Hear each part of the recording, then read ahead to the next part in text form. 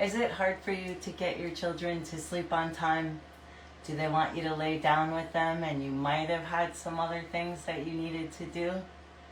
Well, then you're in the right place. Tonight, on our 6th episode of Nature's Mysteries Medicine Show, we're going to be exploring 3 ways that you can get your children to sleep on time. Are you with me? Type yes in the comments if you're looking for ways to get your children to sleep on time. So,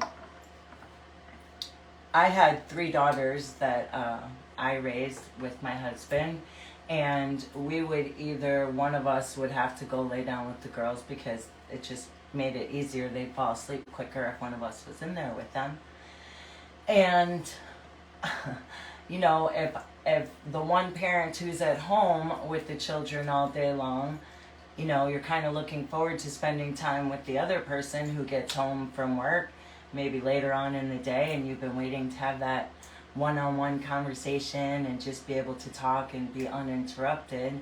And so then whoever is the person who goes in to lay down with the kids ends up falling asleep because they're tired too. And then you wake up in the middle of the night and you're like, oh man, I wanted to hang out, right? Has anyone ever had that happen? You can type yes in the comments if you feel me.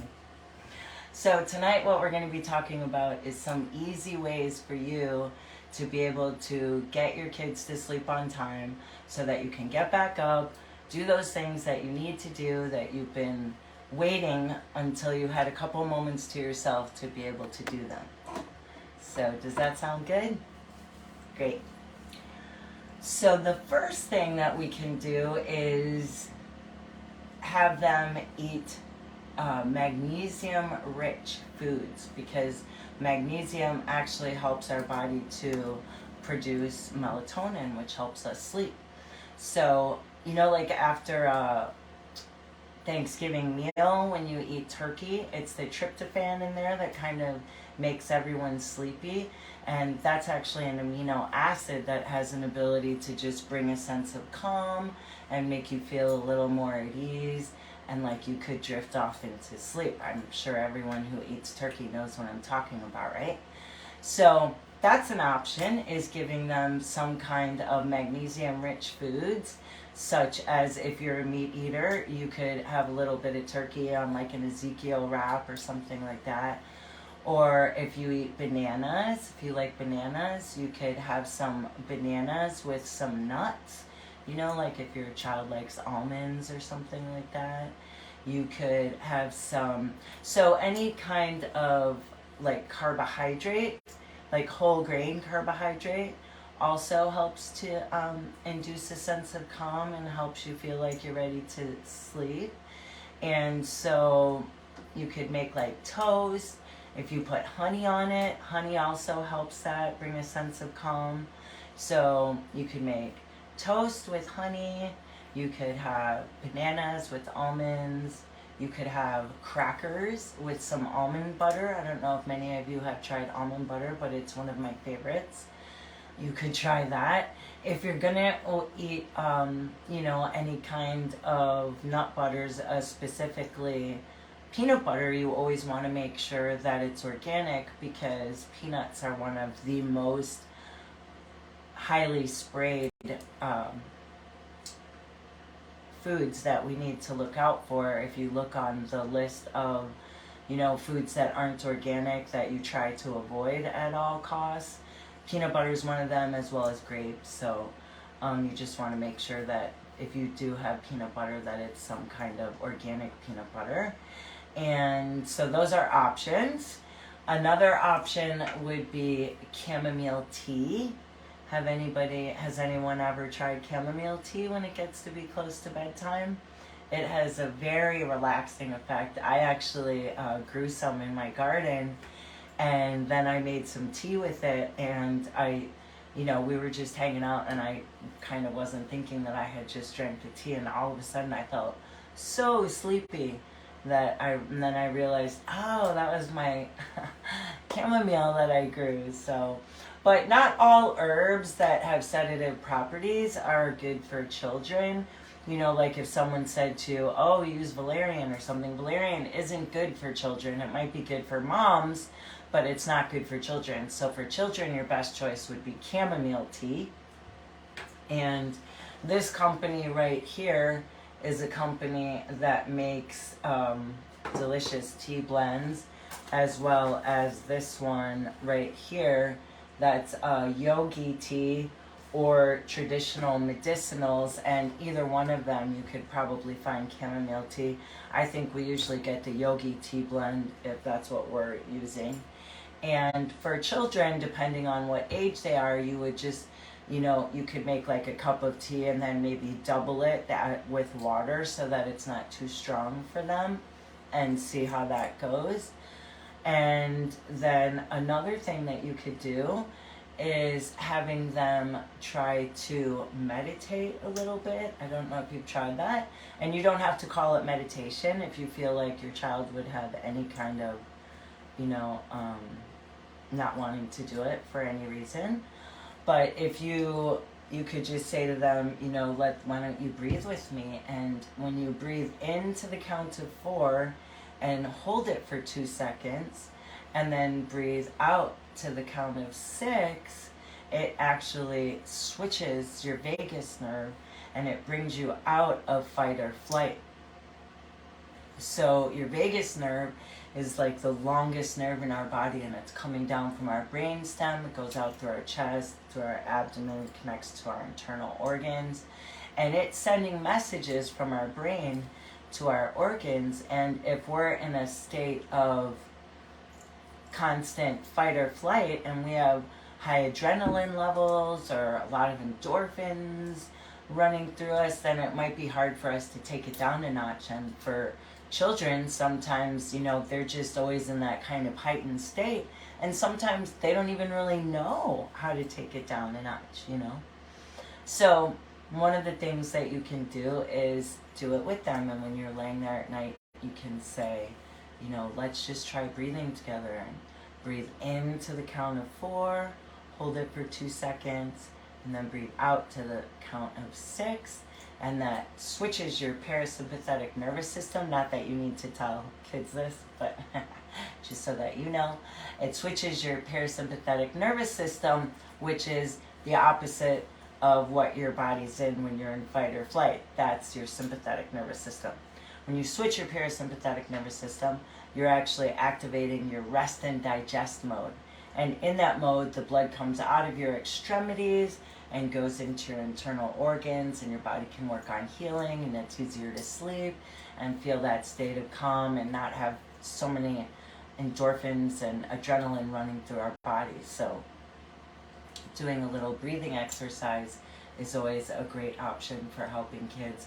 My husband used to actually, with my daughters, it was very cute, when they were little,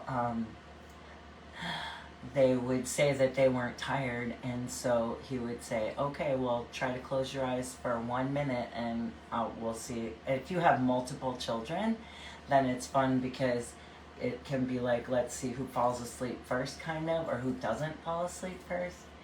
And so he would say, okay, so you close your eyes and I will count to either 10 or 60 or whatever it is. If you're going to make it a minute, you could count to 60. Or if they're smaller and 60 minutes you lose them, then you could just say, I'm going to count to 10 and we'll see who's awake at the end of 10. And so they lay there quiet, and then you say, count to 10 and say, you still awake? And odds are, unless they're super tired, although most of the time they are, and they're like, yep, and they feel real triumphant, right? And so then you say, okay, how about now we'll count to 20, or you could do it 2 minutes if they're an older child and they can handle you counting to 120. And then you do that and say, are you still awake? And slowly, from them keeping on closing their eyes, eventually you get to the point where you're like, okay, you still awake?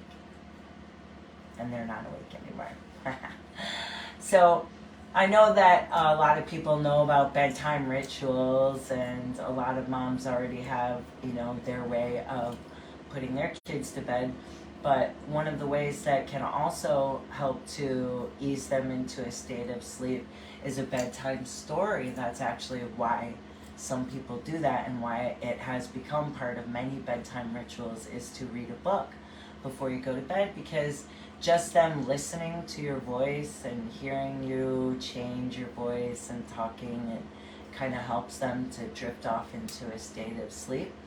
And if you're not able to have a book, you could always just make up a little story, and you'd be surprised once you start making it up what comes to you. And kids don't care. They're not worried if you made it up or if it's from a book. Most kids are just happy to close their eyes and listen to your story and see what it is that adventure you're going to take them on. So, you know, this month on Nature's Mysteries Medicine Show, we're focusing on moms because we see you and we know what a hard job it is you're doing, and how, you know, even if we have support, a lot of times it's when you're a mom, I don't know if you ever could have enough support, right? Because there's just so much that needs to be done on any given day.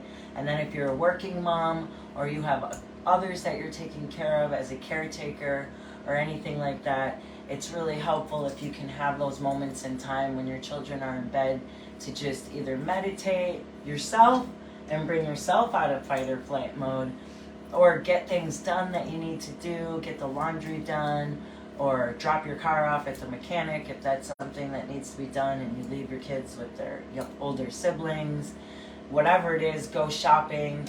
But I know that for me, it was really difficult falling asleep. I wanted to lay down with them, and now that they're all grown and gone, I'm really glad that I did lay down with them at night, because those moments in time are so temporary.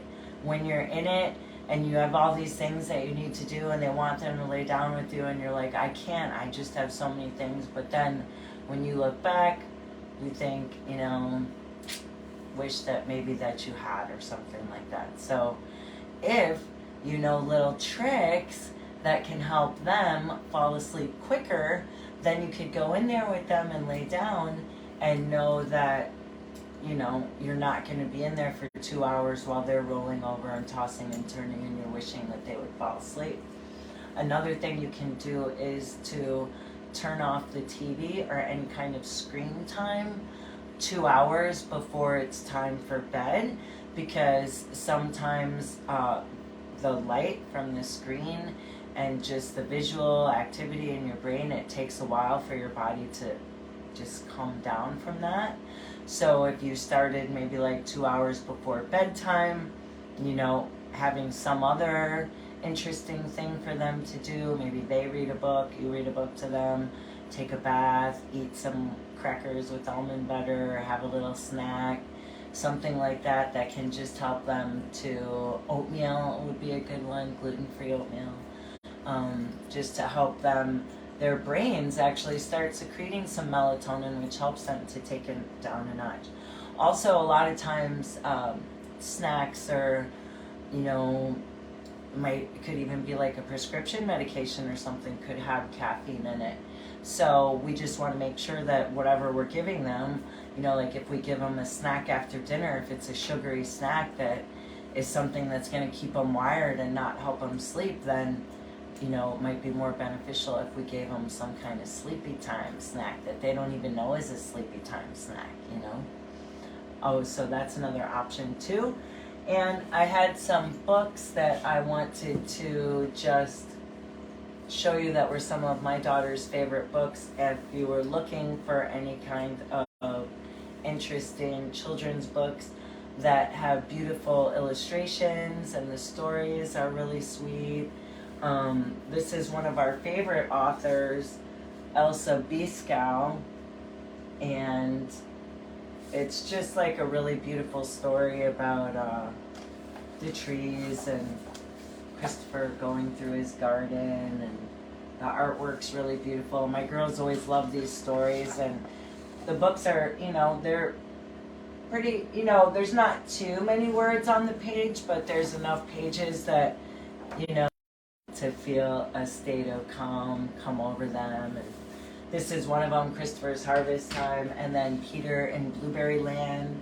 That was another one. This one's a lot of fun, where he's like going through looking for blueberries for his mom, and the king of Blueberry Land ends up calming and bringing him. And I mean, these stories are good for, you know, like really, my grandsons come over, they're like 10, and they still like these stories. Amelia Bedelia, if you have older kids. Yeah, any kids love Amelia Bedelia, right? You guys know about Amelia Bedelia. You might have forgot about it. But those are fun stories to tell, too. And then these are books that has two different endings. This one's really worn because we've read it a lot through a lot of years. We had it for over 20 years now, probably. So we've read it to a lot of different children. And it has two different endings, so they can choose whether, they want to go with the more positive outcome by their choices, or see where if you don't always make the best choices, how that could go for you too. So I always like those kind of books. And that's a Marcus Pfister one, that one is, who that's written by. So I hope you guys enjoyed this episode of Nature's Mysteries Medicine Show, and that you got a couple tips to help you get your kids to sleep on time. And you can let us know in the comments if you have any feedback or any ideas that really resonated with you that you're going to try tonight, and let us know how it worked for you. We always love to know how it's working and what kind of experiences and results and solutions that you're achieving with our methods or our suggestions, our tips and tools. And we hope that you tune in next week at 6:30 p.m. on Nature's Mysteries Medicine Show, where we'll be teaching moms some other helpful tips and tools, because this month is devoted to moms and all of the hard work that they do and trying to make their lives a little easier. Okay, thank you for tuning in, everyone. Take care. Sweet dreams and sleep tight.